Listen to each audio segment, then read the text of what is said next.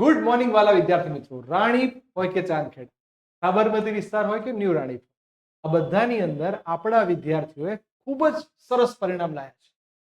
રાણીપની અંદર જો વાત કરવા જઈએ તો મંગલદીપ સ્કૂલ હોય, નવસર્જન હોય, અર્પણ હોય અને હવે નિશાનની અંદર પણ આપણો વિદ્યાર્થી જેનું નામ છે રબારી જય, એ સેકન્ડ રેન્ક લઈને આવ્યો છે અને ફિઝિક્સની અંદર પણ 41 માર્ક્સ છે.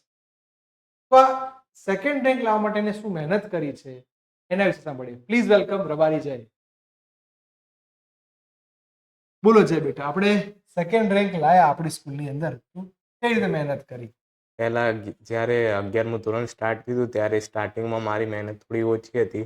પછી જ્યારે એન્ડિંગના ટાઈમમાં જ્યારે પરીક્ષા લેવાની હતી એને પહેલાં મહિના પહેલાં મનન સરે અમારી 10-15 જેટલી એક્ઝામો લીધી હતી મોટી મોટી. એના કારણે તૈયારી થઈ ગઈ અને એના કારણે અત્યારે મને 41 માર્ક્સ આવી ગયા. જો બહુ સરસ, એકદમ નેચરલી આ વિદ્યાર્થીએ વાત કરી કે સર શરૂઆત તબક્કે મારી મહેનત થોડી ઓછી હતી, પણ રિઝલ્ટ લાવવા માટે રિઝલ્ટ આવ્યું એની પાછળ જવાબદાર શું હતું? તો છેલ્લા ટાઈમે 10 થી 15 એક્ઝામો મોટી મોટી લીધી, 50, 70 કે 75 માર્ક્સની એક્ઝામો લીધી. એ 15 થી 10 એક્ઝામોથી જ રિઝલ્ટ આવ્યું.